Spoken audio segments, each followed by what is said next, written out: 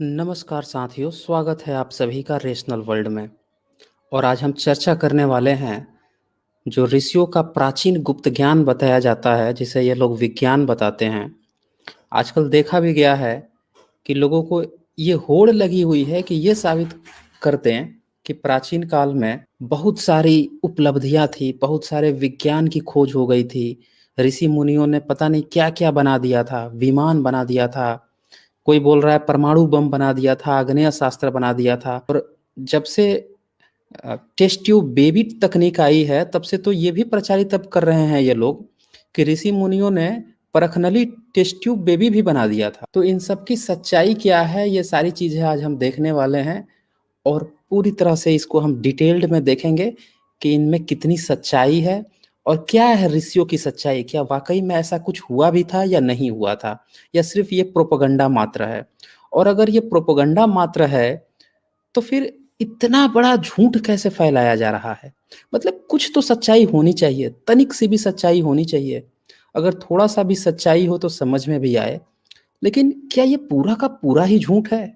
तो इस पर जब आप आगे वीडियो देखते जाएंगे तो आपको पता चलते जाएगा कि कितनी सच्चाई है और कितनी इसमें गलतियां हैं, या ये सिर्फ प्रोपेगेंडा मात्र है।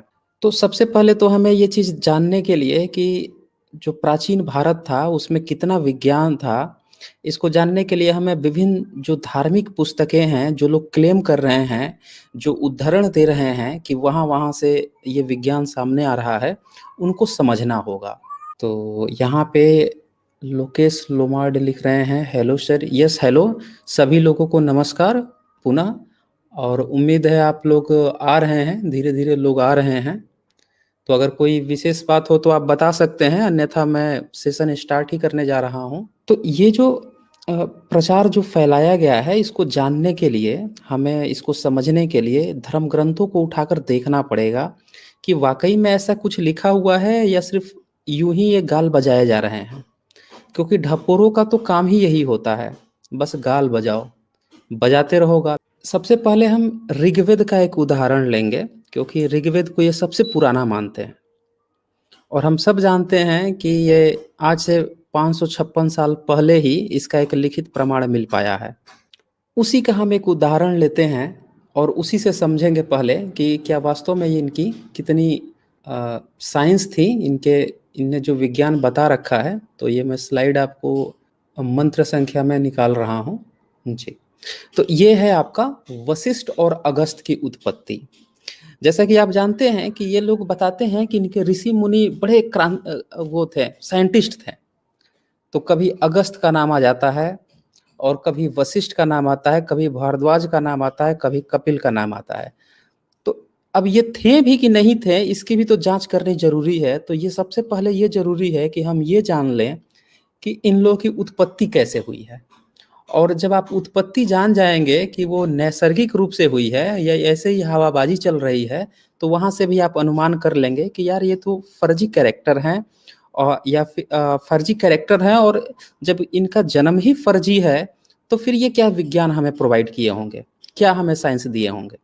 जिनका अस्तित्व है, जिनका जन्म का ही अता पता नहीं है, तो जो लोग उनके जन्म की बात नहीं बता पा रहे हैं, वो उनकी इतनी डिटेल से साइंस कहाँ से आपको बता देंगे। तो ये ऋग्वेद का जो मंत्र है, इसमें अगर आप पढ़ें ऋग्वेद का 7th मंडल है, और 33 सूक्त का 11 से लेकर 13 मंत्र है। इसमें इसका अनुवाद आप हिंदी अनुवाद समझिए, क्योंकि जितने भी संस्कृत संस्कृत आजकल तो प्रचलित है नहीं, और कोई भी संस्कृत नहीं जानता है। तो इसीलिए हर चीज़ की भाषा से उपलब्ध कराई जा रही है। इवन जो पश्चिम में आइंस्टीन ने जो चीज़ें हमें थ्योरी दी थी, न्यूटन्स ने जो दी थी, मैक्सवेल ने दी थी, या कोई भी साइंटिस्ट ने जो दिया था, उनने अपनी भाषाओं में दिया या इंग्लिश में दिया था। तो उसका भी ट्रांसलेट करके हम लोग पढ़ लेते हैं। या फिर अगर कोई फ्रेंच साइंटिस्ट है या जर्मन साइंटिस्ट है, तो उसको भी इंग्लिश में ट्रांसलेट किया जाता है, और फिर इंग्लिश को हम लोग पढ़ते हैं, और फिर हम लोग इंग्लिश में उसे पढ़ लेते हैं। तो ट्रांसलेट करके पढ़कर भी हम सच्चाई को जान सकते हैं। तो जो कोई ये कहता है ना कि भाई संस्कृत में लिखा हुआ है, आप हिंदी बता रहे हो, इससे कैसे सच्चाई पता चलेगी, तो वो बिल्कुल ही बैकफुट पे हैं। उन्हें समझ नहीं आ रहा है कि अब उनकी पोल खुल चुकी है, इसीलिए वो इस तरह का राग अलापते हैं। क्योंकि जब साइंटिस्ट की बातें, साइंस की बातें हम लोग ट्रांसलेट करके पढ़ लेते हैं और उसी मुकाम पर पहुंच जाते हैं, वही चीज़ समझ लेते हैं जो वो बताना चाहते हैं। तो संस्कृत का अगर हिंदी में ट्रांसलेशन कर रहे हैं और वो लोग कर रहे हैं जो लोग बताए जाते हैं कि यही लोग वेद को समझ पाए हैं, तो फिर उसमें क्या बुराई है। तो आप इसका हिंदी अनुवाद देखें, इसमें क्या लिखा हुआ है, कैसे वशिष्ठ और अगस्त की उत्पत्ति हुई है। लिखता है, हे वशिष्ठ, तुम मित्र और वरुण के पुत्र हो। हे ब्राह्मण, तुम उर्वशी के मन से उत्पन्न हो। उस समय मित्र और वरुण का वीर्य स्खलन हो गया था। विश्व देवगण ने दैव्य स्रोत द्वारा पुष्कर के बीच तुम्हें धारण किया था। यज्ञ में दीक्षित मित्र और वरुण ने स्तुति द्वारा पार्थिव पार्थित होकर कुंभ के बीच एक साथ ही रेत वीर्य स्खलन किया। अब आप लोगों को समझ में आ रहा होगा कि ये क्या लिखा हुआ है। तो मेरे ख्याल से इसमें तो आप लोग किसी को डाउट नहीं होगा कि ये वीर्य स्खलन की बात कर रहे हैं। आगे इसमें क्या लिखा है कि यज्ञ में दीक्षित मित्र और वरुण ने स्तुति द्वारा प्रार्थित होकर कुंभ के बीच एक साथ ही रेत वीर्य स्खलन किया था। अनंतर मान यानी कि अगस्त उत्पन्न हुए। लोग कहते हैं कि ऋषि वशिष्ठ उसी कुंभ से जन्मे थे। तो अब देखिए, वीर्य स्खलन हुआ और डायरेक्ट पैदा हो गया अगस्त, और वहां पे एक कुंभ है यानी कि मटका है, उससे अब वशिष्ठ भी जन्म ले लिया। तो ऋग्वेद जब कह रहा है कि उसके समय में अगस्त भी जन्म ले लिया, वशिष्ठ भी जन्म ले लिया, यानी कि ऋग्वेद के समय, ऋग्वेद जो लिख रहा था उसके समय में वो अगस्त और वशिष्ठ को जान रहा था। मतलब अब ये डायरेक्ट बिना फीमेल के, बिना किसी तकनीक के सीधे पैदा हो रहे हैं, कुंभ में पैदा हो रहे हैं। यहाँ पे कहीं ऐसा कोई नहीं लिखा हुआ है कि यहाँ पे परखनली टेस्ट या कोई सिस्टम डिजाइन किया गया है जहाँ पे फीमेल का डिंब लिया गया है और स्पर्म लिया गया है और दोनों का निषेचन क्रिया करा के बच्चे पैदा कराए जा रहे हैं। ऐसा कुछ भी नहीं लिखा है। ये सिंपल एक गप हाँकी जा रही है, जैसा कि धर्मग्रस्तों में हाँकी जाती है, और कुछ मूर्ख जो हैं इसको विज्ञान बता रहे हैं। मतलब जब आप विज्ञान बताओगे, टेस्ट ट्यूब बेबी की बात करोगे, तो आप बताओगे ना कि हम डॉक्टर के पास गए थे, वहाँ पे किस तरह से इसको फर्टाइल किया गया, किस तरह से बना के फिर निषेचन क्रिया कैसे आर्टिफिशियली कराई गई, ये सब बातें आप करोगे। तो यहाँ पे ऐसा कुछ भी बात नहीं है। तो एक तो ये बेवकूफ़ी भरी बात है कि इसमें न तो फीमेल का यूज है न वोम का यूज है, सीधे सीधे डायरेक्ट ही स्पर्म से ही बच्चा जन्म ले ले रहा है। और कौन जन्म ले रहा है? तो अगस्त और वशिष्ठ। और कुछ लोग इनके नाम पे गोत्र चला रहे हैं कि ये ऋषि हमारे माता पिता थे। अब सोचने वाली बात है कि ये इनके पूर्वज थे, तो इनका पूर्वज कहाँ से जन्म लिया था? मतलब तो जन्म ही नहीं लिया था। ऐसा तो पॉसिबल ही नहीं है कि कोई वीर्य से जन्म ले। जिन बंदों को ये तक नहीं पता है कि कहाँ से कैसे बच्चे जन्म लेते हैं, वो आपको बता रहे हैं कि इनके ऋषि मुनियों के पास इतिहास था। अरे बेवकूफ़ों, उन ऋषि मुनियों को तो ये तक नहीं पता था कि बच्चे कैसे पैदा होते हैं। उन्हें विज्ञान का ज्ञान था। तो ये बड़ी मूर्खतापूर्ण बातें हैं कि जो लोग इसमें विज्ञान बताते हैं। तो ये तो था ऋग्वेद का उदाहरण। एक चीज़ साथ में और बता दूं कि जैसा कि मैंने बताया कि ऋग्वेद में वशिष्ठ का भी नाम आ गया, अगस्त का भी नाम आ गया, और जब आप रामायण पढ़ेंगे तो वहां पे भी नाम आएगा वशिष्ठ का। मतलब राम का जो गुरु है, जो कुलगुरु है, वशिष्ठ है। और जब ये वनवास में जाते हैं तो वहां पे अगस्त मिलता है। तो अब कोई माई का लाल हो जो ये बता दे कि भाई ऋग्वेद उसी समय राम के समय में लिखा गया क्या, या जब ऋग्वेद लिखा जा रहा था तब बगल में राम भी था क्या? क्योंकि अगस्त और वशिष्ठ तो उसके समय में भी थे। तो अगर ये काल्पनिक रामायण अगर सच है और ऋग्वेद भी सच है, तो दोनों एक ही समय में होने चाहिए थे। इवन जो रामायण है वो पहले होना चाहिए था, ऋग्वेद बाद का होना चाहिए था। क्योंकि ऋग्वेद तो ये बता रहा है कि इनका जन्म कैसे हुआ है, और रामायण में ये दोनों ऑलरेडी बूढ़े हो चुके हैं। जब रामायण में राम इनसे मिल रहा है तो ये ऑलरेडी बूढ़े हो रहे हैं, और ऋग्वेद में अभी जन्म ले रहे हैं। तो चलो ऋग्वेद अगर थोड़ा सा पहले भी मान लिया जाए कि चलो ठीक है, ये इसमें जन्म की बात आ रही है तो थोड़ा और पहले ही हम मान लेते हैं, तो कितने साल पहले, 100 साल पहले? या ऋषि मुनि ऐसा विज्ञान इजाद कर लिए थे कि 2000, 5000, 10,000, लाख, करोड़ों साल जीते थे? तो ये कितनी फालतू और फलूदे वाली बातें हैं कि एक ही व्यक्ति ऋग्वेद में भी है, वेद में भी है, रामायण में भी आ रहा है, और बताया जा रहा है कि दोनों में बहुत ज्यादा गैप है, समय का अंतर है। तो ये पॉइंट नोटिस करने वाली है, और इस पर आप लोग किसी की भी बखिया उखेड़ सकते हैं। चलिए आगे मैं आपको दिखाता हूँ, कुछ और आपको श्लोक दिखाता हूँ। ये है कार्तिकेय की उत्पत्ति। अब जैसा कि हम रामायण की बात ही कर रहे थे, तो उसका जो बाल कांड है, उसका आप 37 सर्ग का 12 देख सकते हैं, 12 मंत्र देख सकते हैं। फिर इसमें बहुत सारे हैं, 14 सर्ग है, 14, 15, 17, 18, 21, 23, ये सारे आप इनमें जो श्लोक्स हैं उसमें आप देख सकते हैं। तो इन सब का निचोड़ मिलाकर आपको मिलेगा कि कार्तिकेय की उत्पत्ति कैसे हुई थी। अब देखिए, कार्तिकेय की उत्पत्ति, कार्तिकेय कौन है? आपको मैं पुरातत्व के हिसाब से बताऊं तो जो कण्व वंश था, कण्व वंश के बाद जो सातवाहन वंश जो शासक थे, तो ये एक नहपान था पैरेलल में, सतवाहनों के पैरेलल में ही सतकर्णी ने उसको हराया था नहपान को। तो नहपान गुजरात और ये जो पश्चिमी इलाका है महाराष्ट्र वगैरह, इधर इसका शासन था, ये शक शासक था। तो जो शक शासक होते थे वो क्या करते थे ना कि अपनी जो उनकी मुद्रा होती थी, उन मुद्राओं पे तीर धनुष या बाण लिए हुए या तलवार लिए हुए इस तरह की आकृति, योद्धा टाइप की आकृति बनाते थे। और कहीं कहीं पे वो इस तरह की आकृति बनाते थे जिसकी ये लोग कॉपी पेस्ट करके आजकल जो वज्रयान की जो मूर्तियां बनी है उस तरह की करके, और उसके बाद से जो आजकल ये देवी देवता बना रखे हैं, कोई कार्तिकेय बना रखा है, कोई शिव गणेश और 50 तरह के जो देवता बना रखे हैं, करोड़ों टाइप के, तो इन्हीं में से एक कार्तिकेय का भी इन लोगों ने एक प्रारूप गढ़ा है कि शिव का बेटा था, पहला बेटा, जिसको श्राप मिल गया था कि बेटा तू कभी जवान ही नहीं होगा, बूढ़ा ही नहीं होगा, तो बेचारा किशोर ही रह गया।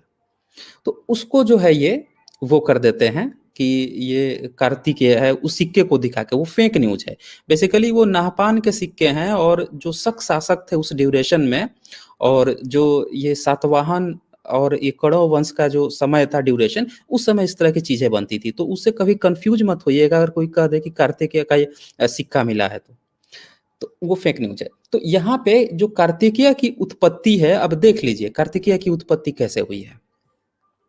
उस सिक्के पर भी कार्तिकेय लिखा हुआ है, कार्तिकेय लिखा हुआ है, पाली में लिखा हुआ है, धम्म लिपि में। तो ये बात समझिए कि संस्कृत में भी नहीं लिखा हुआ है।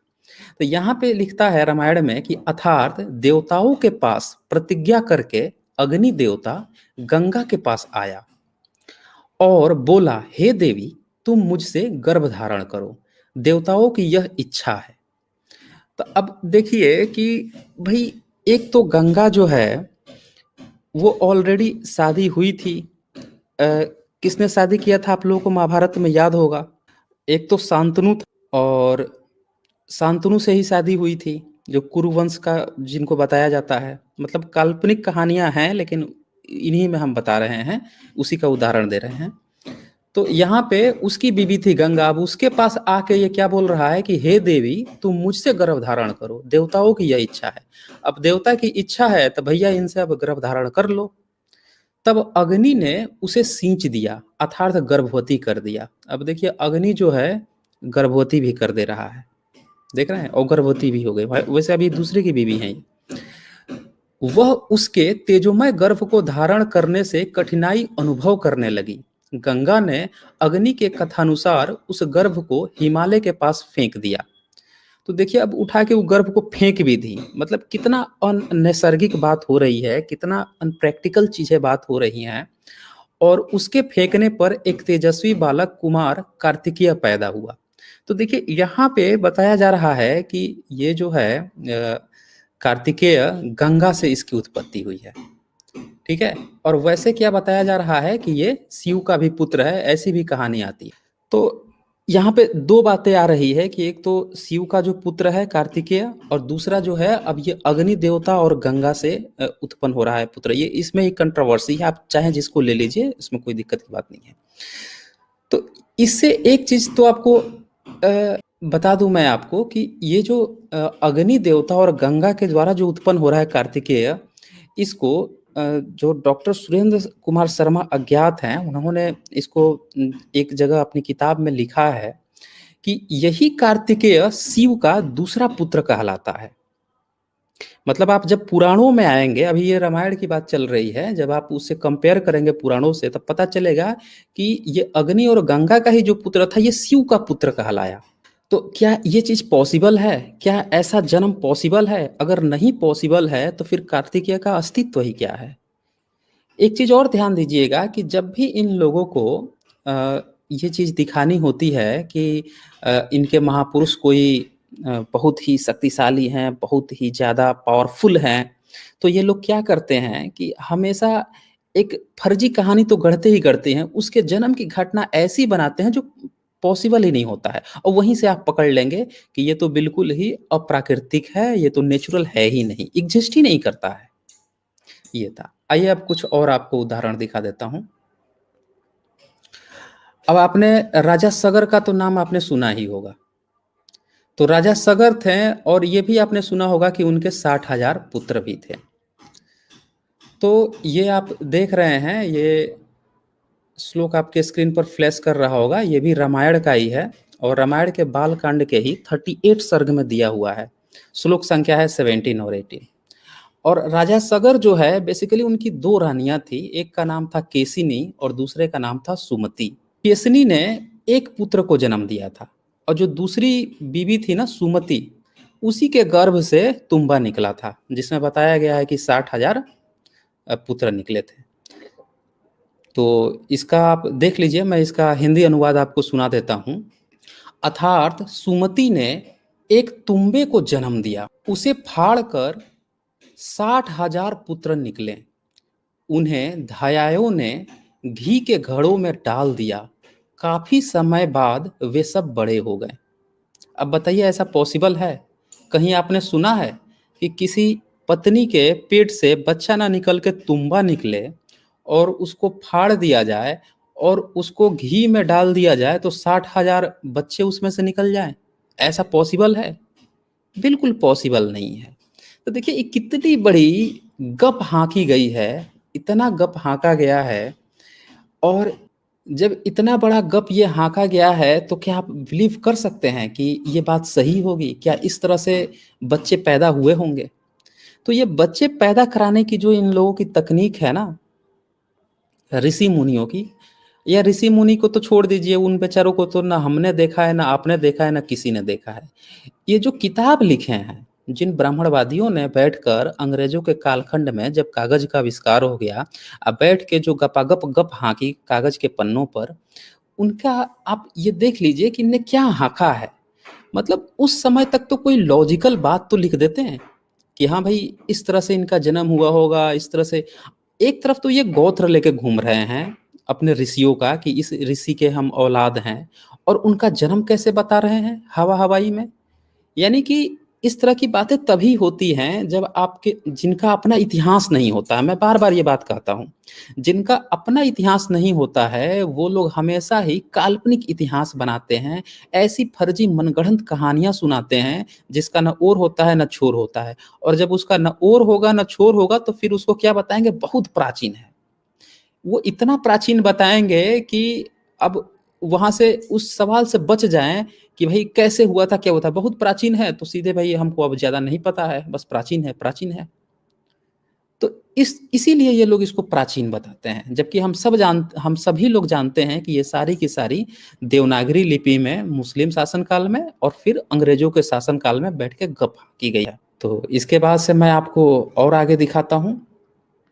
बेसिकली आपको मैं आज बहुत सारे दिखाऊंगा, इस पर महत्वपूर्ण हम लोग चर्चा भी करेंगे, क्योंकि ये जानना बहुत ही जरूरी भी है कि आखिर ये चक्कर क्या है।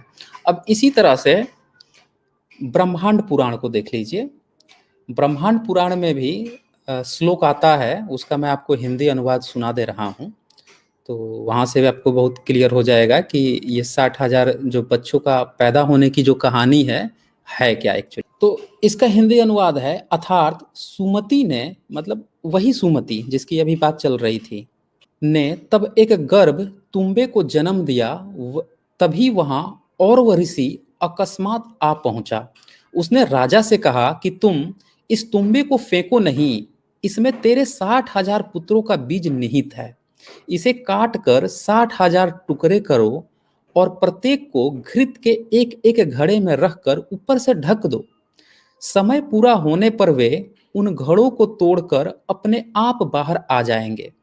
राजा ने ऐसा ही किया। 1 वर्ष के बाद एक एक घड़े को तोड़कर वे बाहर निकलने शुरू हो गए। तो देखिए यहाँ पे एक चीज आपको क्लियर हो गया होगा कि जो पुराण होते हैं वो इनकी जो कथा कहानियां पहले की है उसी को एक्सटेंड करते हैं, मतलब उसको प्रयास करते हैं कि इसमें थोड़ा सा और एक्सपेंड करके मैं पब्लिक को समझा दूं। तो वहां पे जो चीज थी उसी को ये एक्सपेंड करके बता रहा है कि ये ऋषि आए थे, उन्होंने अब ज्ञान दिया था, मतलब ये ऋषि का विज्ञान था कि तुम्बा में 60,000 टुकड़े कर दो और फिर उसको घी के घड़े में रख दो। तो ये तो विज्ञान था ऋषि का। आप अब बता सकते हैं कि जो बंदे बता रहे हैं कि ये परखनली टेस्ट ट्यूब बेबी का तकनीक है, वो बता सकते हैं इसमें कहाँ लिखा हुआ है कि घी में, आप बच्चे को थोड़ा सा घी में रख के देखिए, किसी बच्चे को या किसी गर्भ को निकाल के आप घी में रख के देखिए, क्या वो बच जाएगा? तो भाई उसके साथ टेम्परेचर रिक्वायरमेंट होगी, और घी में तो वैसे भी पॉसिबल ही नहीं है खैर, लेकिन एक मैं बात रख रहा हूँ कि अगर अगर घी या जो सॉल्यूशन है उसमें भी अगर किसी बच्चे को रखे तो वहाँ टेम्परेचर की रिक्वायरमेंट होती है, इन्वायरमेंटल कंडीशन चाहिए होता है। और वो घी नहीं, जो मटेरियल है गर्भ में, जो मटेरियल्स होते हैं, जो लिक्विड फॉर्म होता है, जो कॉम्बिनेशन होता है लिक्विड्स का, वो चीज़ चाहिए होती है। उसकी तो यहाँ बात ही नहीं हो रही है, हवा में बातें चल रही है। मतलब जो बंदा लिख रहा था ऐसे लग रहा था कि बेचारे ने खूब जमकर नशा किया हुआ था। इनकी तो आदत ही है धतूरा पीने की, तो भांग पी लिए, धतूरा पी लिया, लिख दिया कुछ भी हवा। और फिर इसमें क्या लिख रहा है, 1 वर्ष के बाद एक एक घड़े को तोड़कर वे बाहर निकलने शुरू हो गए। मतलब ऐसा लग रहा है कि इस बंदे ने कभी पता ही नहीं था कि बच्चे कैसे पैदा होते हैं।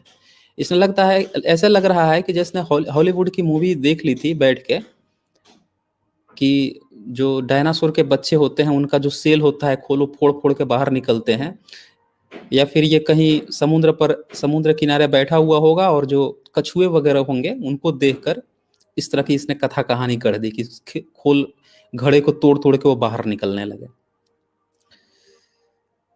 अब कुछ और भी आगे मैं आप लोगों को दिखा देता हूँ, ये जानना बहुत जरूरी है क्योंकि ये लोग इस तरह की फर्जी कथा कहानी गढ़ के लोगों को बेवकूफ बनाए जा रहे हैं। और जो लोग नहीं जानते हैं उनको ये इस तरह की बातें बता देते हैं कि ये विज्ञान है, वो विज्ञान है। कैसे विज्ञान है उस पर चर्चा ही नहीं होती है। अब ये देखिए, नाक से भी बच्चा पैदा करवा दिया इनने। विष्णु पुराण, वैसे तो देश में 5-10% ऐसे भी लोग हो गए हैं जो अब पुराणों को नकार रहे हैं, लेकिन देश की अभी भी 95% से ज्यादा जनसंख्या पुराणों से ही चल रही है। पूरे मंदिर, भारत के सारे मंदिर ही पुराणों से चल रहे हैं, सारे रीति रिवाज पुराणों से चल रहे हैं। और ये जो 5% की मैं बात कह रहा हूँ, ये सिर्फ वो लोग हैं जो कहीं डिबेट वगैरह में जाते हैं या फिर कहीं इनको इस्लाम से, ईसाइयत से या फिर नास्तिकों से डिबेट करनी होती है, वहाँ पे ये हारने लगते हैं। तब ये कहते हैं कि नहीं नहीं पुराण में तो गलत है। जैसे मुस्लिम भी आजकल कहने लगे हैं कि नहीं नहीं हदीसों को हम नहीं मानते, हदीसों में सब चीज़ों को नहीं माना जा सकता। तो वैसे भी ये भी जहाँ जहाँ फंसते हैं वहाँ गाना गाने लगते हैं।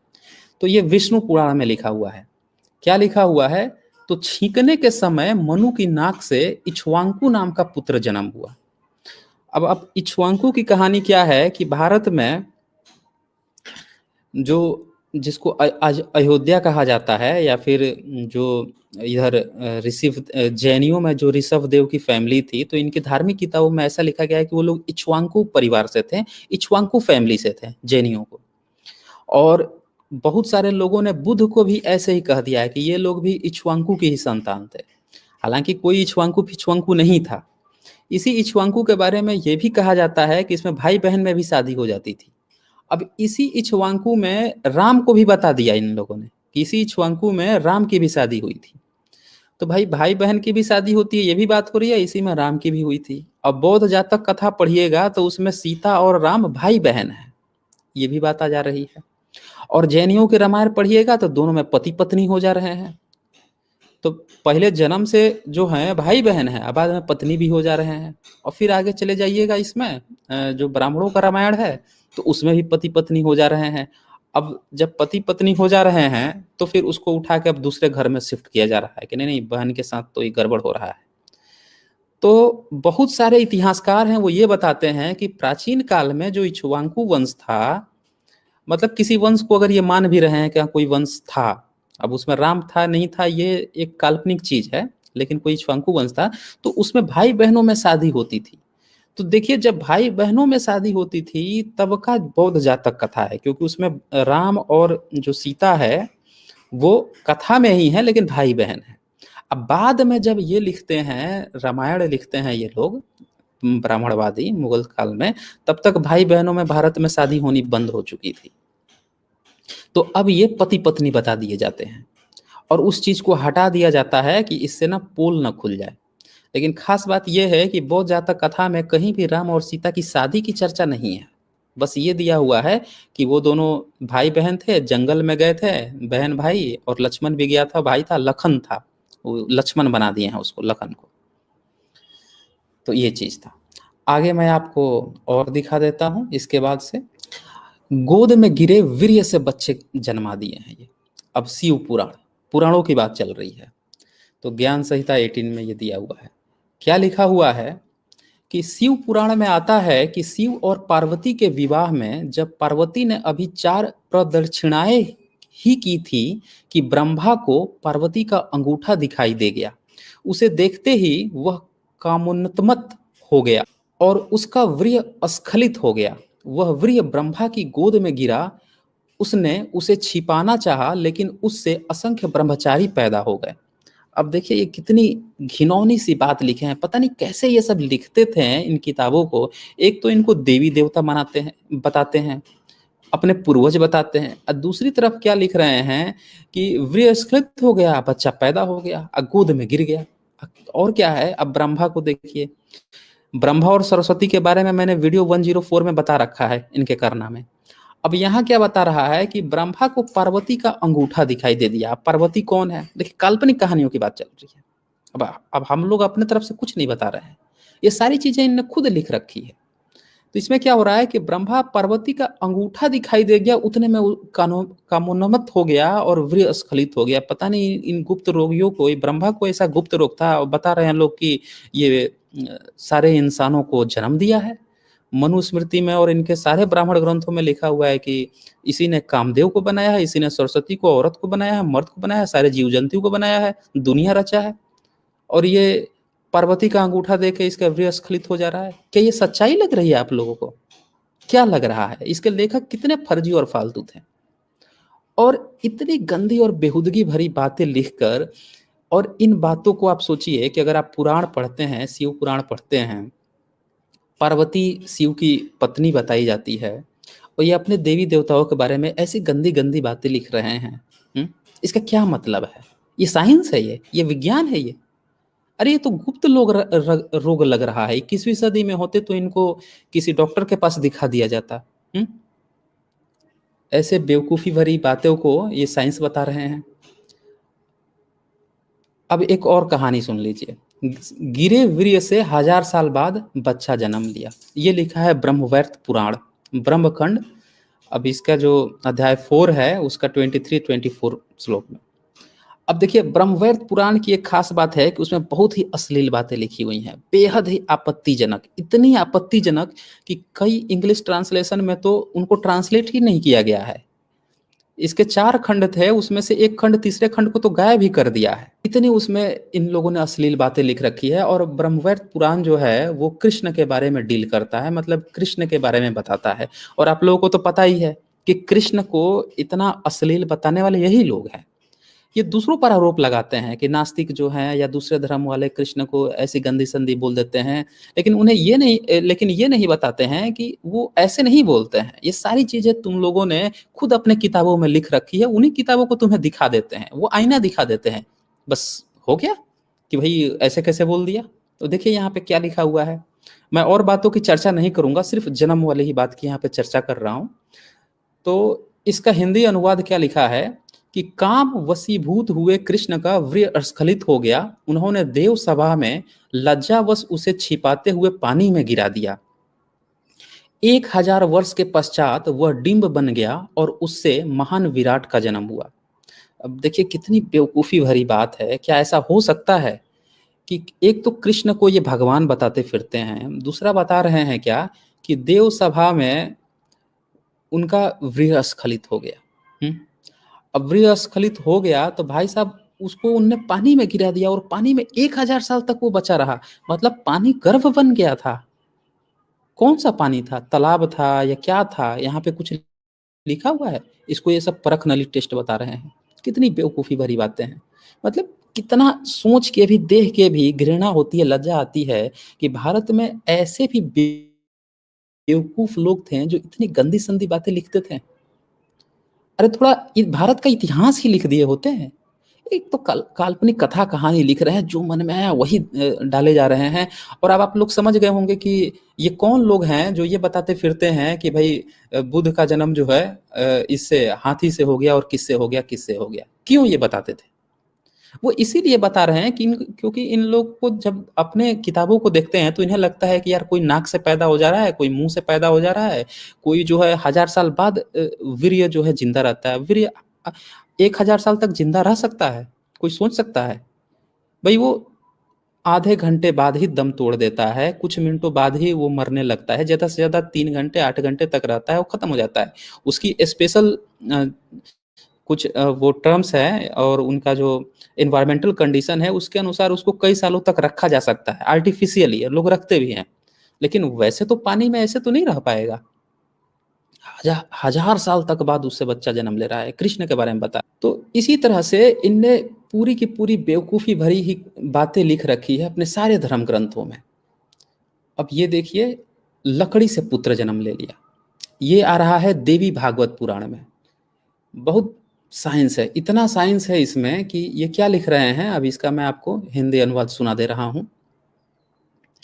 उसे घिताची अप्सरा को देखते ही व्यास कामवश हो गए।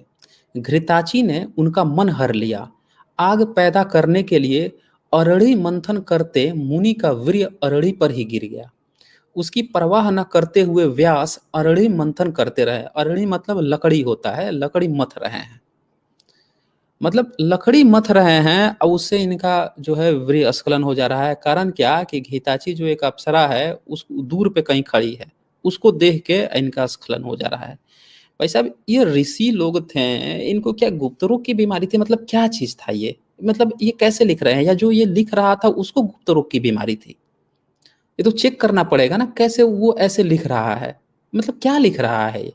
देख रहा है लकड़ी मथ रहा है और वीर्य टपक गया, क्या नौटंकी है? और क्या कह रहा है, उससे व्यास सदृश आकृति वाला सुक नामक बालक पैदा हुआ। बताइए कि वीर्य टपकने से बच्चा पैदा हो जाता है, मतलब कोई लॉजिक ही नहीं है इसमें। डायरेक्ट वीर्य से ऐसा पॉसिबल है? ये है साइंस इन लोगों का। आगे देखते जाइए। गर्भ में बलात्कार से भारद्वाज का जन्म। आप लोगों ने सुना होगा, आजकल बहुत लोग कहते हैं कि हम भारद्वाज गोत्र के हैं, भारद्वाज गोत्र के हैं। भाई साहब भारद्वाज गोत्र का जो जन्म है वो इतना बेवकूफ़ी पूर्ण बताया गया है श्रीमद् भागवत पुराण में कि आप सोच के भी, देख के भी आप, मतलब हंसी तो आएगी ही आएगी, आप आश्चर्य में रह जाएंगे कि भाई इसको ये अपना पूर्वज कैसे मानते हैं, कैसे सोच देते हैं कि ऐसे भी इंसान का जन्म हो सकता है। उसमें दिखाता है, मैं हिंदी अनुवाद आपको सुना देता हूँ। बृहस्पति गर्भवती भावज से संभोग में प्रवृत्त हुआ। मतलब बृहस्पति नाम जो है, जिसको ये लोग गुरु बताते हैं, दो गुरु बताते हैं ना, एक जो है देवताओं का गुरु था बृहस्पति और दूसरा शुक्र था, वो था असुरों का। मतलब है तो काल्पनिक, लेकिन इनके अनुसार ये है। तो ये जो बृहस्पति है अपनी भावज यानी कि अपने भाई की या इसकी जो भाभी है उसका मतलब बलात्कार कर देता है। वो ऑलरेडी प्रेग्नेंट है। अब देखिए ऑलरेडी प्रेग्नेंट है तो उसका कैसे बच्चा पैदा हो जाएगा इसके बलात्कार से, ये तो यही समझ से परे है। दूसरा चीज़ कि इसका जन्म कितना मतलब विवादित है कि वो गर्भवती है फिर भी उसका बलात्कार कर दे रहा है। ये देवताओं के गुरु हैं और यही देवी देवता हैं और इसी को ये सब पूर्वज बता रहे हैं। अब सुनिए क्या लिखा हुआ है। बृहस्पति गर्भवती भावज से संभोग में प्रवृत्त हुआ, उसे रोका, वह गर्भ को साप देकर संभोगरत हुआ और उसका व्रीय स्खलित हुआ। उस व्रीय को भावज फेंकना चाहती थी, मतलब वो नहीं चाहती थी कि वो व्रीय रहे, तो उसको फेंकना चाहती थी। अब पता नहीं कैसे फेंकती है, ये तो हमारे समझ से परे है, ताकि उसका पति उससे नाराज होकर उसे त्याग न दे। तब देवताओं ने कहा, हे मूर्ख औरत, इस द्वाज व्रीय को भर धारण किए रह। उससे और उसने उसे धारण किया। जिस और जिस पुत्र को उसने जन्म दिया वह भारद्वाज कहलाया। अब बताइए, ऐसा पॉसिबल है? ऐसे बच्चा पैदा हो सकता है? ये भारद्वाज की कहानी। और इसको ये पर्सनली टेस्ट ट्यूब बेबी बता रहा है। मुझे तो यहाँ कहीं दिख ही नहीं रहा, मतलब एक जगह तो दिया होता है कि कौन कौन से मटेरियल इस्तेमाल हो रहे हैं, उस व्रीय को इस पात्र में रखा गया, कौन से केमिकल सॉल्यूशन बनाया गया था, तो उस केमिकल सॉल्यूशन को आज ये लोग अपने प्रयोगशाला में बना के दिखा देते हैं। आजकल हम लोगों को, हम लोग मान लेते हैं कि हाँ भाई ऐसे भी बच्चा पैदा होते हैं। भाई सबसे अच्छा तरीका तो यही है ना कि आप ये कागज पर विज्ञान विज्ञान खेल रहे हो ऋषियों का, इससे तो अच्छा है कि आप प्रैक्टिकली उन इन्वायरमेंटल कंडीशन ले आओ, वो जो सॉल्यूशन बता रखे हैं उसको बनाओ, दिखा दो पैदा करके। उसमें फिर आपको प्रचार करने की जरूरत नहीं रहेगी, सब लोग मान लेंगे जैसे साइंस करता है।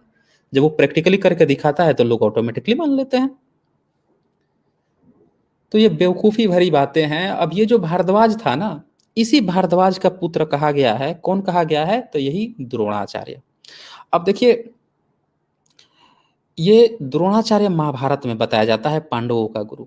अब इसका जन्म भी कितना बेवकूफी भरा बताया गया है, मतलब काल्पनिक है तो बेवकूफी भरा तो बताया ही जाएगा।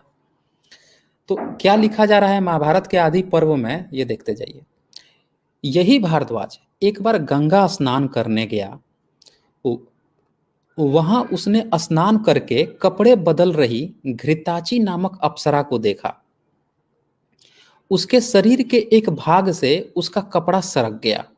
उसे देख भरद्वाज का वीर्य स्खलित हो गया, जिसे उसने एक द्रोण, दोने अथवा प्याले में रख दिया। उससे एक बालक उत्पन्न हुआ जो द्रोण से उपजने के कारण द्रोण कहलाया। अब क्या ये विश्वास करने लायक है? एक तो फिर वही गुप्त रोग की इनकी प्रॉब्लम, कपड़ा सरक गया, इनका वीर्य स्खलित हो गया। अरे भाई साहब, क्या ये नौटंकी है? और वीर्य स्खलित हो गया तो क्या ये नंगे रहते थे क्या ये? कि जिसे उसने एक द्रोण, मतलब दोना या प्याला, अब ये प्याला मतलब ये चाय वाला प्याला मत समझ लीजिएगा, चाय वाय का ये लोग आविष्कार उस समय नहीं कर पाए थे, मतलब वैसे तो काल्पनिक कहानी है तो क्या आविष्कार कर पाएंगे। तो पता नहीं कौन से दोने में रख दिया, किलो 2-4 लीटर था क्या ये?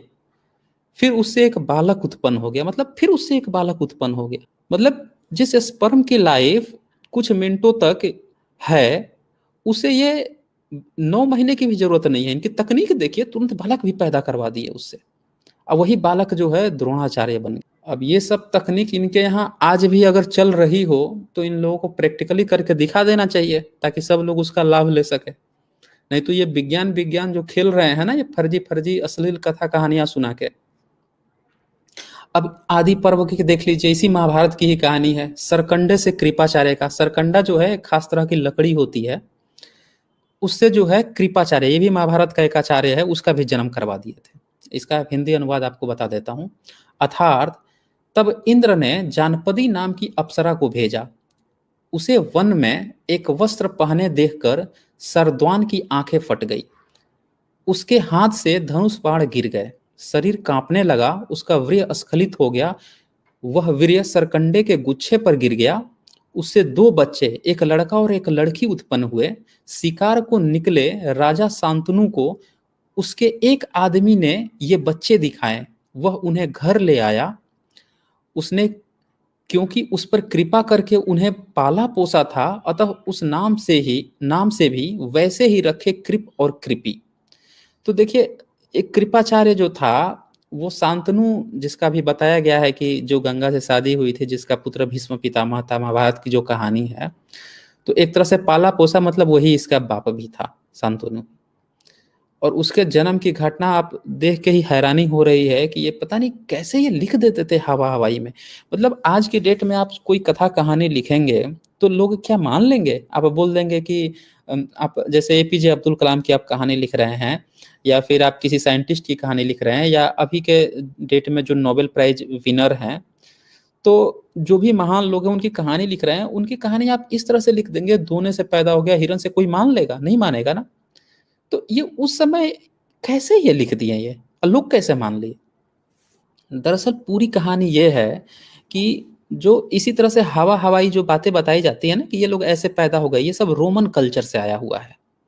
ये सब जब भारत में इन्वेडर्स आ रहे थे, जब शक हुड़ कुषाण ये सब जब आए हैं पहल्लो लोग, तो वहां से जो रोमन कल्चर के बहुत सारे अंश आए हैं, तो वहां पे भी बता दिया जाता था कि ये गॉड का बेटा है। अब कोई औरत थी वहां पे, संबंध कोई किसी से बना लेता था कभी पे, तो बच्चा पैदा हो गया तो लोक लाज वश भय वो लोग बता देते थे कि ये भगवान का ही पुत्र है, देव पुत्र है, गॉड का बेटा है।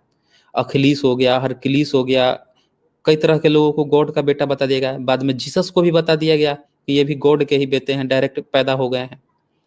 तो ये सब वहाँ की कहानियां थी। इन चीजों को इन लोगों ने यहाँ पे जब ये लोग आए हैं ना, तो उनसे ये कहानियां सुन सुन के अपने इनने जो बाद में जब इनने अपना कल्चर डेवलप किया, तो उनको भी महान दिखाने के लिए ईश्वर को तो स्थापित करना था, क्योंकि भारत में तो नास्तिक दर्शन चल रहे थे, और नास्तिक दर्शन में तो इनका कोई स्थान ही नहीं है फर्जी कथा कहानियों का। तो इन्हें ये चीज एस्टेब्लिश करना था कि हम कैसे अपने इन काल्पनिक चीजों को महान बता दे, चमत्कारी बता दे। तो इसलिए इन लोगों ने इस तरह की कहानियां गढ़ी है। इसमें कोई विज्ञान विज्ञान नहीं है, ये सिर्फ इनका उस समय का स्वार्थ था। और उसको आजकल के जो बच्चे जबरदस्ती फर्जी दिखा रहे हैं, ये विज्ञान है, वो विज्ञान है, हमारे ऋषियों ने इतना समय पहले खोज लिया था, आज टेस्ट ट्यूब बेबी खोज हो रही है, वो क्या नाम है उसका, राजीव दीक्षित गपोड़ा जो है, इस तरह की फालतू बातें करता है। तो ये थी इनकी महाभारत की, सरकंडे से ये पैदा हो गए। अब आदमी की कोख से लड़का जन्मा। अब बताइए, कोख से जन्म ले सकता है, लेकिन इन्हें जन्मा दिया है श्रीमद् भागवत पुराण में। देखिए क्या जन्माया है इनने। हाँ, श्रीमद् भागवत पुराण में आता है कि राजा यूनास्व ने एक बार इंद्र यज्ञ रचा।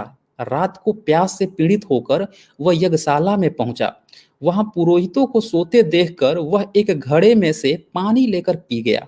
उस पानी को पुत्रोत्पन्न करने वाले मंत्रों से अभिमंत्रित किया हुआ था। अतः राजा के पेट में से कुछ समय बाद उसकी दाई कोख को फाड़कर एक बालक उत्पन्न हुआ, जो बाद में मंधाता नाम का चक्रवर्ती राजा हुआ है। अब देखिए, एक आप लोगों को यहाँ पे दिलचस्प मैं बात बता दूं कि भारत में कोलीय वंश है, जो बुद्ध के समय के थे, उनके रिश्तेदारी चलती थी शाक्यों में, कोलियों में। उन लोगों को जिस तरह से कुशवाहों को कुश का पुत्र बता दिया गया है, फर्जी कहानी इन लोगों ने फंसा दी है, यादव भाई लोगों को कृष्ण का वंशज बता के फंसाया गया है, उसी तरह से कोलीय जो लोग थे उन लोगों को इन लोगों ने इस मंधाता पकड़ा दिया है कि मंधाता के आप लोग पुत्र हैं। यही मंधाता का जन्म कैसे हुआ है, ये श्रीमद् भागवत पुराण बता रहा है। अब देख लीजिए कितनी मूर्खतापूर्ण बातें लिखी हुई है। मूर्खतापूर्ण मतलब जाहिलियत की हद है। मतलब पानी पी लिया, और पानी में मंत्र पढ़ा गया था पुत्रोत्पन्न होने वाला, तो वो पानी पी लिया तो राजा के पेट से ही, राजा के पेट में ही तुरंत बच्चा पैदा हो, मतलब बन गया रात भर में ही। कांख फाड़ के, मतलब जो हाथ होता है, बाजू होता है उसका, जो वो कोना जो होता है, वो फाड़ के वहां से बालक उत्पन्न हो गया, वही मंधाता हो गया। अब बाद में चक्रवर्ती राजा बन गया। ये कहानी पकड़ाई गई है। अब इस यही है इनका टेस्ट, बेबी टेस्ट ट्यूब विज्ञान। और सुन लीजिए, जांघ से निषाद जन्मा। अब निषाद जो होते हैं, इनका भी बड़ा दिलचस्प कहानी है। कभी मैं एक वीडियो अलग से बना दूंगा निषादों के बारे में। निषाद को बेसिकली आज के जो दलित वर्ग हैं, जो SC ST वर्ग हैं, उनका पूर्वज कहा गया है कि पहले वैसे तो कोई SC ST वर्ग था नहीं, पहले शूद्र भी नहीं था। तो जब यहाँ तक कि जो ऋग्वेद इनको जिसको पुराना बताते हैं, उसमें शूद्र एक ही बार आया है, वो भी पुरुष सूक्त में आया है। अब पुरुष सूक्त को कहते हैं ये सब की मिलावटी है, बाद में लिखा गया है। तो भाई साहब, शूद्र तो पहले था ही नहीं। ये खुद इन लोगों का कहना है, मेरा भी नहीं कहना है। हम तो खैर वेद को ज्यादा पुराना मानते भी नहीं है। तो ये जो पुराना मानते हैं, उनके हिसाब से पहले जो है SC ST और शूद्र ये सब तो होते नहीं थे, पिछड़े नहीं होते थे, तो निषाद होते थे इनमें। तो ये निषाद की कहानी बड़ी दिलचस्प है, मैं कभी अलग बताऊंगा। लेकिन यहाँ पे निषाद का जो है उत्पत्ति देखिए कैसे बता रहे हैं। ये भी जबरदस्ती पकड़ाया गया है, फंसाया गया है इसमें भी। क्या लिख रहा है, ऋषियों ने मृत राजा वेन की जंघा का बहुत तेजी से मंथन किया। अब देखिए राजा वेन जो है उसका जो जांग है उसका मंथन कर रहे हैं। कौन कर रहे हैं? ऋषि कर रहे हैं। भाई अब कौन सा बेवकूफ इंसान होगा, राजा होगा? अरे पैर वैर दर्द करता है तो भाई चलो ठीक है, किसी से पैर दबवा लेते हैं, लेकिन ऋषियों ने, ऋषि नहीं ऋषियों ने, पता नहीं कितनी जांघें थी या कितने ऋषि जुटे हुए थे, मह रहे थे उसका। मतलब जांघ महने वाली चीज है? लिख रहा है कि बहुत तेजी से मंथन किया, उससे एक आदमी निकला। मतलब मंथन किया तो उसमें से आदमी निकल गया। उसका कौवे जैसा काला रंग था। बताइए, कौवे जैसा उसका काला रंग था, जांग से निकल गया इनके। वह छोटे अंगों, छोटी भुजाओं, बड़ी टुड्डी, छोटे हाथों, आगे से नीची नासिका, लाल आंखों और तांबई केसों वाला था। वह निषाद कहलाया। देख रहे हैं, एक तो इनको काला बता दिया पहले इनने निषाद को, तो और दूसरा बात की बड़ी ठुड्डी बता दिया, छोटे हाथ बता दिया, छोटी अंग बता दिया, छोटी भुजा बता दिया, लाल आंख बता दिया, तांबे जैसा केस बता दिया। क्या है मूर्खतापूर्ण बातें हैं। कहानी ये नहीं है निषादों की, निषादों की अलग कहानी है, उसकी मैं कभी चर्चा कर दूंगा। ये मेगास्थनीज की इंडिका में भी आप देखेंगे तो वहां पे भी जो एक बहेलिया वर्ग था, जो चिड़ियों वगैरह को मारता था, जो शहर से बाहर रहता था। जो शहर कहने का मतलब है कि पहले तो लोग वैसे शहर आज की तरह तो होते नहीं थे। पहले जो है खेतिहर लोग थे। पहले मतलब लोग पशु को लेकर कहीं दूसरे देश में चले जाते थे। जमीन वमीन का कोई चक्कर नहीं था कि ये मेरा घर है। जहां उनको चरगाह मिला वहीं निकल जाते थे। तो इसी तरह से जो एक वर्ग था उसको जब खेती करना उसने सीख लिया, तो फिर वो क्या हुआ ना, जगह पे बस गया। जब बस गया तो वो ज्यादा खेती करता था तो ज्यादा संपदा अर्जित कर लेता था। तब उसे जमीन से मोह हो गया, यार अब जमीन छोड़ के कैसे जाए, ये जगह पर तो हम खेती करते हैं। तो उन लोगों को ना खेतिये कहा जाने लगा। तो अब जो उस समय के लोग थे, मैं थोड़ा सा आपको बता ही देता हूँ निषाद की कहानी क्या है। तो उस समय के जो लोग थे ना कि जो घुमंतू लोग थे, तो जो खेती करने लगे वो तो बस गए एक जगह पे। लेकिन जो घुमंतू लोग थे, दूसरे जगह पर जाते थे, वो उसी तरह से हमलावर रहे। वो उसी तरह से पशु पंछी खाते थे, और जब देखे ना कि अच्छा ये सब तो एक ही जगह पर बस गए हैं, तो जाके उनका हमला कर देते थे। उनके पशु पंछी छीन लेते थे, औरतें छीन लेते थे, उनके जो है खेतों वेतों में से चीजें चुरा लेते थे। अब उन्हें तो एक जगह ठिकाना था नहीं कि फिर ये लोग जाएंगे उनसे बदला लेने के लिए, वो फिर कहीं और निकल जाते थे। तो ये जो खाना बदोश थे ना उस समय, यही सबसे बड़ी प्रॉब्लम थे। और जो लोग स्टेबल हो रहे थे वो लोग थोड़े थोड़े सभ्य हो रहे थे। तो अब क्या हुआ ना कि जो अलग अलग कबीले थे उनमें क्या होता था, खूनों का ही रिश्ता चलता था। मतलब कि ये मेरा बेटा है या मेरे कबीले का लोग है, तो अपने क्षेत्र में उसी को रहने देते थे। दूसरे कबीला को जल्दी घुसने नहीं देते थे, या तो मार देते थे या भगा देते थे, कभी घुसने नहीं देते थे। तो इससे क्या होता था ना कि जब कोई एक दूसरे कबीला पर हमला कर देता था, लड़ाइयाँ होती थी, तो या तो वो पराजित हो गया या वहाँ के कुछ लोग बच गए या बिखर गए, तो फिर उन लोगों को ना कहीं पे स्थान नहीं मिल पाता था, जगह नहीं मिल पाती थी। और जो लोग खेतीहर हो गए थे उनको जरूरत थी कि भाई हमारे जो फसल है इसको पशु पंछी, उस समय तो पशु पंछी बहुत ज्यादा थे, जंगल थे, तो आके खा जाते थे इनके फसलों को। तो इन्हें एक जरूरत थी कि हमें एक ऐसे योद्धा चाहिए जो हमारी रक्षा भी करे, फसलों की भी हमारी भी रक्षा करे। तो ये जो दूसरे कबीलों के लोग थे ना, मतलब जो या तो कहीं पराजित हो गए थे या फिर अपने ग्रुप से भटक गए थे, जिनको कहीं दूसरी जगह स्थान नहीं मिलता था, तो इन ये एक तरह से वॉरियर होते थे, लड़ाकू प्रवृत्ति के। तो इनको ये लोग ना बातचीत करके बाउंड्री पर रखे थे अपने। मतलब जिस गांव में रहते थे या जिस शहर में, उसके बाउंड्री पे ये लोग रहते थे, और वही बाउंड्री पर ये लोग अपना बसते थे, योद्धा होते थे, लड़ाई करते थे। अगर कोई हमलावर भी आ रहा है ना तो उससे लड़ाई करके उसको बाहर ही बाहर भगा देते थे बॉर्डर पे। तो इसीलिए जब मेगास्थनीज की इंडिका पढ़िएगा, ईसा से जो 300 साल पूर्व की है, तो उसमें वो इस बात का वर्णन करते हैं कि जो कृषक वर्ग था, 7 वर्ग में तो वैसे बांट देते हैं पूरे देश को, भारत को, कि 7 तरह के लोग रहते थे, और कहते हैं कि किसी में भेदभाव नहीं था। बल्कि जो शहर से बाहर रहता था, बहेलिया और गरेड़िया और जो पशुपालक वर्ग था, उसको बताते हैं कि वो शहर से बाहर रहता था, गांव से बाहर रहता था, और इस तरह से अपनी आजीविका चलाता था। तो वही जो लोग थे ना, उन्हीं को निषाद कहा गया है बेसिकली। वो योद्धा होते थे, वो लोग रक्षा करते थे। मतलब जो खेतिहर होते थे, खेती लोग होते थे, उनकी रक्षा करते थे, उनके बाल बच्चों की रक्षा करते थे, उनकी पत्नियों की रक्षा करते थे और शहर में आने से रोकते थे। तो उस समय के वो वॉरियर्स लोग थे।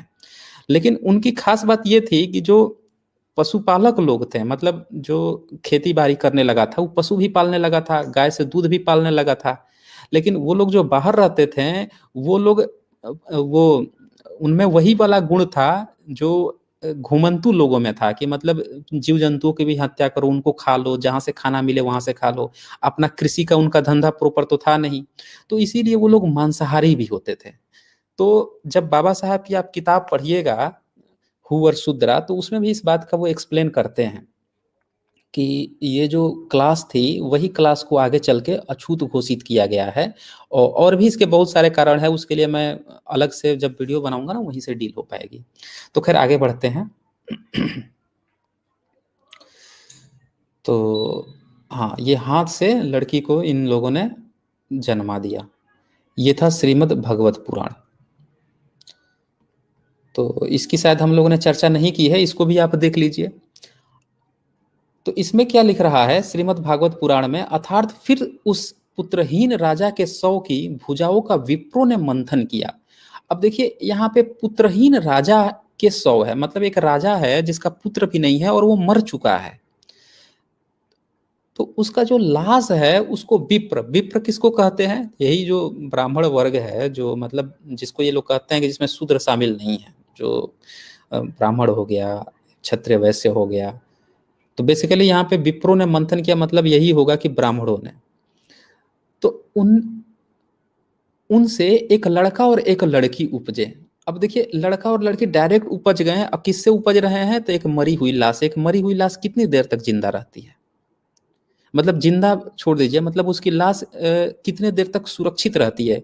कुछ समय बाद तो वो सड़ना शुरू हो जाती है। तो मैक्सिमम 1 डे मान लीजिए, एक दिन में बच्चे पैदा हो जाएगा। आप उसकी भुजा को, उसके हाथ को लेकर आप मंथन कर दीजिएगा, मह दीजिएगा, घुमा दीजिएगा, उससे लड़का लड़की उत्पन्न हो जाएंगे। और इसी से पृथु जन्म लिया। देख लीजिए पृथु का जन्म की ये कहानी है। लड़की जो है वो अर्ची नाम से जानी जाएगी। देख रहे हैं कहानियां हैं। तो मैं साथियों आप लोगों से यही कहूंगा कि जो लोग भी आपको जब भी कथा कहानी बता दें कि हम इसकी संतान है, उस राजा की संतान है, ये हैं, आप उनसे उनकी जन्म की घटना पूछ लीजिएगा कि भाई साहब तू केवल इतना बता दो कि वो जन्म कैसे लिया था। जब उसका जन्म ही संदेह के घेरे में कि ऐसा जन्म हो ही नहीं सकता है, तो फिर तुम्हारा काहे का पूर्वज? इसी तरह से स्पाइडरमैन, बैटमैन, कोई भी गप हाँक दो, हो जाएगा। इसमें आगे जो है, इन लोगों ने पशु पंछियों को भी नहीं छोड़ा है। आपने तो सुना ही होगा, अब गाय से भी इनने मानव शिशु को जन्मा दिया है। ये पद्म पुराण में है। उसका जो उत्तरखंड है उसमें आता है कि 3 महीने के बाद गाय ने एक सुंदर दिव्य और स्वर्ण की तरह चमक रहे बालक को जन्म दिया। लोग कौतुकवश कहने लगे, देखो आज आत्मदेव की किस्मत जागी है। मतलब आत्मदेव एक ब्राह्मण था, उसका कोई बच्चा नहीं हो रहा था, तो एक फल दिया गया था उसे कि भाई लो खा लो, इसे तुम्हारा बच्चा जन्म लेगा। तो वो खुद नहीं खाया, आपने गाय को खिला दिया था। अब वो जो गाय है फल खा लेती है, अब बच्चा दे रही है 3 महीने में ही। बताइए अब कैसा बच्चा दे रही है? तो इंसान के जैसा बच्चा जन्म दे रही है। तो देखिए क्या लिख रहा है, देखो आज आत्मदेव की किस्मत जागी है। उस बच्चे के कान गाय के कानों के समान थे, अतः आत्मदेव ने बालक का नाम गोकर्ण रख दिया। देख रहे हैं, तो गोकर्ण का ये जन्म का उत्पत्ति बता रहे हैं कि गाय से ही बच्चा जन्मा दिए। ये है इन लोगों का परखनली टेस्ट ट्यूब बेबी का कंसेप्ट। लोथड़े से 101 बच्चे। अब ये महाभारत आदि पर्व का है, जिसमें आपने सुना होगा कि कहा जाता है कि जो धृतराष्ट्र था उसके कितने बच्चे थे? 100 बच्चे थे, कहा जाता है ना। तो एक लड़की भी हुई थी, उसके बारे में आप लोगों को नहीं बताया जाता है। मतलब काल्पनिक कहानी है, जो मन करे वो बता दिया जाता है, जो मन करे वो छुपा लिया जाता है। तो यही चीज है। अब उसकी कहानी आप सुन लीजिए, हिंदी आपको अनुवाद सुना देता हूँ। धृतराष्ट्र की पत्नी गंधारी के पेट में 2 साल तक गर्भ ठहरा रहा। तो आपने सुना होगा कि भाई बच्चे तो 9 महीने में जन्म लेते हैं, सुना क्या देखा सब लोगों ने भी होगा। अब यहाँ 2 साल तक पहले तक गर्भ ठहरा रहा, जो कि अनप्रैक्टिकल बात है। आगे क्या है, जबकि उधर कुंती ने एक सुंदर पुत्र को जन्म दिया। उससे खिन्न होकर उसने अपने गर्भ को एक दिन बहुत पीटा। देखिए अब 2 साल तक गर्भ है, उसको पीट भी दिया इनने। जिससे उसका गर्भपात हो गया, उस गिरे मांस के लोथड़े को उठाकर वह बाहर फेंकना चाहती थी कि तभी वहां व्यास ने उपस्थित होकर कहा कि इसके 100 टुकड़े करके इन्हें घृतपूर्ण घड़ों में जल्दी से रख दो। उसने अंगूठे की पोर के परिमाप के, जो अंगूठा होता है ना, उसी की पोर के परिमाप के 101 टुकड़े करके घृत कुंभों में सुरक्षित रख दिया। 3 महीनों में उन घड़ों से 100 पुत्र और एक लड़की उत्पन्न हुई। तो ये बड़ा अच्छा कहानी है कि एक घी घी उस समय बाकी जितने भी तरल पदार्थ हैं उनमें सबसे अच्छा माना जाता था और थोड़ा महंगा भी होता था। तो यही वो लोग जानते थे, घी बस घी में डाल दो, कुछ भी डाल दो, बच्चा ही उसमें से निकलेगा। मतलब आपने वो सुना होगा ना कि एक बंदा जो साइंटिस्ट होता है, पढ़ लिख कर साइंटिस्ट बनता है, और दूसरा एक अनपढ़ गंवार है, तो उससे जब कहोगे ना कि भैया देखिए वो साइंटिस्ट हैं, उनके इतने पेपर रिसर्च पब्लिश हुए हैं, वो जो है उनका इतना कार्य क्षेत्र है, तो कहेगा अरे उसमें कुछ है, थोड़े हम भी थोड़ा सा पढ़ लिए होते तो साइंटिस्ट बन गए होते। वही वाला हाल है। इनको पता है कि बच्चा उत्पन्न कराना है तो बस लिख दो, घी घड़े में डाल दिया, हो गया बच्चा उत्पन्न। और बाकी किसी चीज से कोई मतलब ही नहीं है, जो मुंह में आया घपोड़ दो। और बाकी आज के 21वीं सदी में जो धूर्त बच्चे हैं, जो इन महाभारत को रामायण को सही मानते हैं, इतिहास मानते हैं, सोचिए वो कितने बड़े धूर्त लोग हैं। आपको एक तरफ सिंधु घाटी में मिले हुए जो लकड़ी के बर्तन है, जो टेरिकोटा के जो बर्तन है, उसको दिखा के बता देंगे कि महाभारत काल का लोटा मिल गया है, तो महाभारत काल का पासा मिल गया है, तो महाभारत काल का ये मिल गया है। बेवकूफ बनाते हैं। उनसे पूछिए कि उनके धर्म ग्रंथों में क्या लिखा हुआ है। ये है साइंस। ऐसे बच्चा पैदा होता है। जब भी डिबेट हो या इनको जब पकड़ना हो तो जन्म पे पकड़िए कि कैसे इनके पूर्वजों का जन्म हुआ है, वही चीज पहले क्लियरफाई कर दें, बाद बाकी आगे हम लोग डिबेट उस पर कर लेंगे। अब महाभारत में ही आग से 2 बच्चे भी पैदा हो गए हैं, इसका भी हिंदी अनुवाद सुन लीजिए। याज ने इस प्रकार कहकर उस पदार्थ को, हवन सामग्री को, जल रहे हवन कुंड में फेंक दिया। उसमें से एक लड़का निकला। अब देखिए हवन सामग्री है और जो पदार्थ है उसको उसने किस में फेंक दिया? हवन कुंड में। इधर से फेंका, उधर से लड़का निकला। भाई साहब वो डायलॉग है ना मोदी जी वाला, मतलब राहुल गांधी पर प्रचार वैसे तो कर दिया गया है कि इधर से आलू डालेंगे पोटैटो, और उधर से सोना निकलेगा। तो वही वाला यहाँ है। ये लग रहा है कि यही सब पढ़ के निकाला गया है फेक न्यूज ये, कि इधर से ने उठा के पदार्थ को हवन कुंड में फेंका और उधर से लड़का निकला जो देवताओं के समान था। वाह! उससे द्रौपदी नामक एक लड़की भी निकली जो बहुत सुंदर अंगों वाली थी। मतलब अब द्रौपदी का आपने नाम सुना ही होगा, तो वही द्रौपदी के जन्म की कहानी बताई जा रही है, और उसका भाई जो था उसका जन्म की कहानी बताई जा रही है। और वह लड़का धृष्टद्युम्न कहलाया। तो ये है इन लोगों की कहानी। इसके बाद से मछली के पेट से भी ये मानव जन्मा दिए हैं, ये महाभारत के आदि पर्व में। तो सोचिए इतना गप भरा हुआ है महाभारत में, रामायण में, तमाम धर्म ग्रंथों में, कैसे सब बिलीव कर लेते हैं कि ये इसमें सही चीजें लिखी हुई है, ये हमारा इतिहास है, ऋषियों ने ये कर दिया। अरे जिन मूर्खों को जन्म कैसे होता है ये तक नहीं पता है, वो तुम्हें क्या इतिहास पकड़ाएंगे? ये पूरी तरह से सही बात है। दुनिया का कोई भी धर्म हो, मजहब हो, रिलीजन हो, आज जो 21वीं सदी में हम जितना डेवलप हुए हैं, इतना पहले कोई भी डेवलप नहीं था। अरे इसका एक अंश मात्र भी डेवलप नहीं था। ये अलग बात थी कि प्राचीन काल में उस समय के हिसाब से जो कंपेयर करें, जैसे अगर हम कंपेयर करते हैं 5वीं सदी की, 6ठी सदी की, तो उस समय जो भारत का कल्चर था, जो बुद्धिस्टों ने अपने तरह तरह के विश्वविद्यालय खोल लिए थे, तो आप कंपेयर कर सकते हो कि हाँ चलो चीन वीन से आ जाते थे, जापान कोरिया से बच्चे पढ़ने आ जाते थे, बाहर से आ जाते थे पढ़ने, तो हम लोग उनसे थोड़ा डेवलप थे, ये आप बात कह सकते हो। लेकिन कोई ये कहे कि 21वीं सदी से हम लोग ज्यादा डेवलप थे, ऐसा तो कभी था ही नहीं। और ये क्या है महाभारत में, क्या है? मतलब मछली के पेट से मानव जन्म ले लेगा, ये यही विज्ञान था उस समय। अब इसका हिंदी अनुवाद सुन लीजिए। महाभारत में राजा उपरिचर की कथा आती है, जिसमें कहा गया है कि उक्त राजा का एक बार जंगल में वीर्यपात हो गया। उसने उसे उठाकर पत्ते पर रखा और उसे बाज के हाथ अपनी पति के पास उसे धारण करने के लिए भेज दिया। मतलब ये तो सुन के ही हंसी आ रहा है। रास्ते में ब्रियपात हुआ, अब ब्रिय को उठा के ही पत्ते पर रख दिया, एगो बाज को पकड़ा दिया कि बेटा इसको जमीन पे मत गिरने देना, ले जाओ मेरे बीबी के पास, वही धारण करेगी इसको। क्या नौटंकी है भाई, क्या मूर्खता भरी बातें लिख रखे हैं इन लोगों ने। जब वह पंछी उसे ले जा रहा था तब उसका दूसरा बाज झपट पड़ा। अब लग रहा है कि ये स्पर्म नहीं था, कोई कोहिनूर का हीरा था, ये क्या था, जिससे वह वीर्य नीचे नदी में गिर गया और उसे मछली बनी हुई एक अप्सरा निगल गई। अब बताइए, एक अप्सरा थी, वो मछली बनी हुई थी, अब उसको निगल गई, मतलब मुंह से निगल गई। 10 महीनों के बाद वह मछली पकड़ी गई, उसके पेट में मछेरों को एक लड़का और एक लड़की मिले। मतलब मुंह से अगर कोई स्पर्म निगल रहा है तो उससे बच्चा बच्ची कैसे पैदा हो जाएंगे मछली से। अरे जो सांप होता है, स्नेक होते हैं, उनका जहर आप मुंह से खा लीजिए, अगर आपके भीतर कहीं कटा फटा नहीं है तो वो आपके आराम से, आपको हार्मफुल भी नहीं होगा आपके लिए, वो आराम से वेस्ट में निकल जाएगा, कोई दिक्कत नहीं होगी। तब जहर भी ऐसे निकल जाता है और फिर ये से ये बच्चे बच्ची बच्ची पैदा कर देते हैं। इनको गर्भाशय और अमाशय ये सब का कंसेप्ट ही नहीं पता, इनको अंतर ही नहीं पता है इन्हें क्या चीज है ये। और इन लोगों से ये विज्ञान टपकवा रहे हैं। राजा उपरिचर ने लड़के का नाम मत्स्य रखा और उसे अपना लिया, जबकि लड़की मछेरों को सौंप दी, जो बाद में सत्यवती नाम से प्रसिद्ध हुई और पराशर के पुत्र व्यास की मां बनी। तो देखिए, अब ये थी सत्यवती की कहानी। अब आप लोगों को महाभारत पढ़े होंगे तो पता ही होगा सत्यवती कौन थी। अब पराशर कौन था और कैसे सत्यवती और पराशर में क्या कनेक्शन हुआ था, नहीं पता है तो फिर कभी महाभारत पे जब वीडियो बनाऊंगा तो मैं उसमें बता दूंगा। आगे देखते हैं। खीर से गर्भ, आ गए खीर विज्ञान पे। रामायण है भाई। रामायण में तो आप लोगों को पता ही होगा कि व्यास जो दशरथ थे उनको तो बच्चा ही नहीं पैदा हो रहा था, 60,000 साल उम्र हो गई थी। वाल्मीकि रामायण पढ़ लीजिएगा, बालकांड पूरी डिटेल में दिया हुआ है।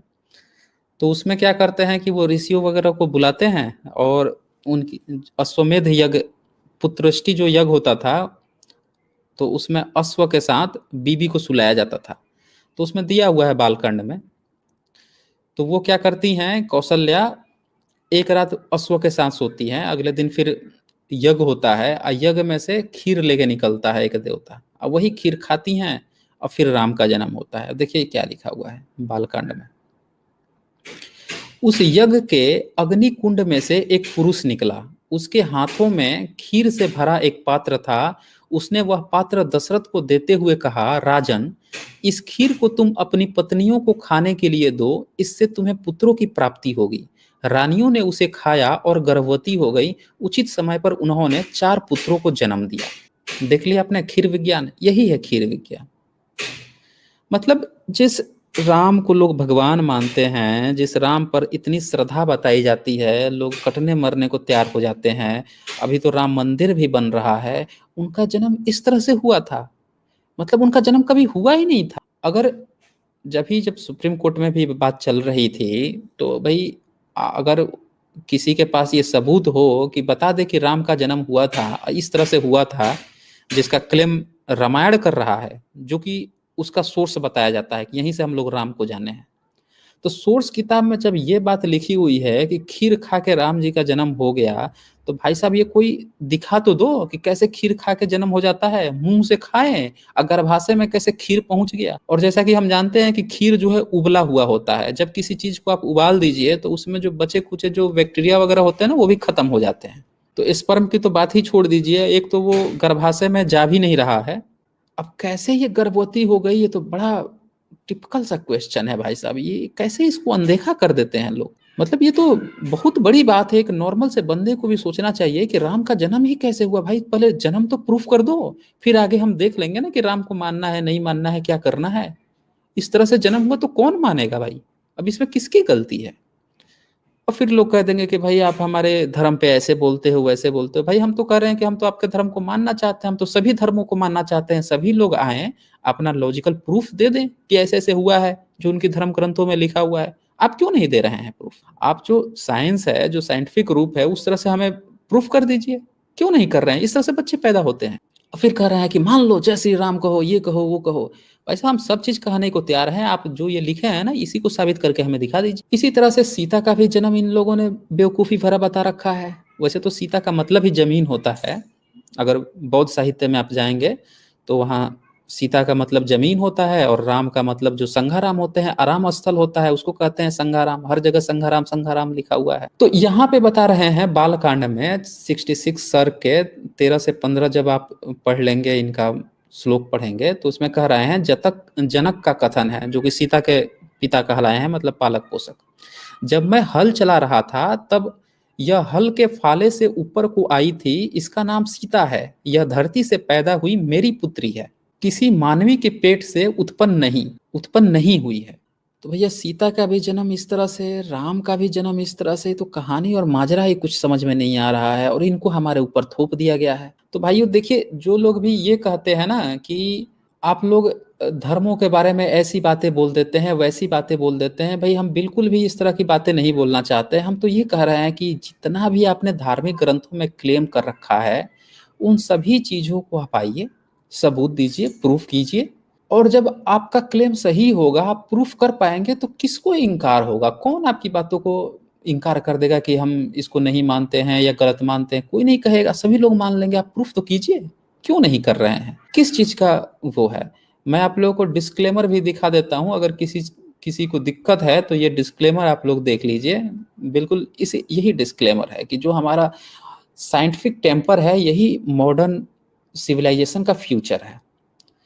और बहुत सारी कुरीतियां, अंधविश्वास और तरह तरह की चीजें हमारे समाज में फैली हुई। तो भाई आप जो है, जो चीज हम पर थोप रहे हो, बता रहे हो, वो चीज आप प्रमाण के साथ दिखाओ ना। दिखाओ ताकि हम लोग भी उसको जाने समझें, हम भी प्रचार प्रसार कर सकें, अगर कुछ उसमें से सीखने लायक हो तो सीख सके। जब आप इस तरह की बिल्कुल फर्जी और जाहिलियत भरी बातें लिख रखे हैं, तो उसको कौन मानेगा? कोई नहीं मानेगा। और फिर आप ये क्यों कह रहे हैं कि इसमें साइंस है? एक तो इतनी मूर्खतापूर्ण बातें हैं, और दूसरी तरफ आप बता रहे हो कि इसमें साइंस है। अगर कोई साथी जुड़ना चाहते हैं तो यहाँ जुड़ सकते हैं, मैं यहाँ पे लिंक शेयर कर रहा हूँ। तो कुल मिला के आप लोगों ने, ये तो सिर्फ एक सैंपल था, ऐसी बहुत सारी बातें हैं जो पूरी तरह से अवैज्ञानिक हैं, पूरी तरह से अनसाइंटिफिक है, और इसको ये लोग साइंस बताते हैं कि यही सब हमारे धर्म ग्रंथों में दिया हुआ है, ये हमारा साइंस है, ये चीज़ों से हमारे ऋषियों का विज्ञान है। क्या ये ऋषियों का विज्ञान है? जिन लोगों को बच्चे जन्म होने का तक का पता नहीं है। ठीक है, आपको अगर बताना था कि किसी बच्चे का जन्म हुआ है, परलौकिक ढंग से हो गया है, तो ये क्या बेहुदगी है कि मर गया है इंसान और उसका आप हाथ मह दे रहे हो तो कांख फाड़ के निकल जा रहा है, पानी पिला दे रहे हो तो उसका कांख फाड़ के निकल जा रहा है, मरे हुए लाश से आप एक दिन में बच्चे पैदा कर दे रहे हो, मछलियों से पैदा कर दे रहे हो? क्या ये नौटंकी है?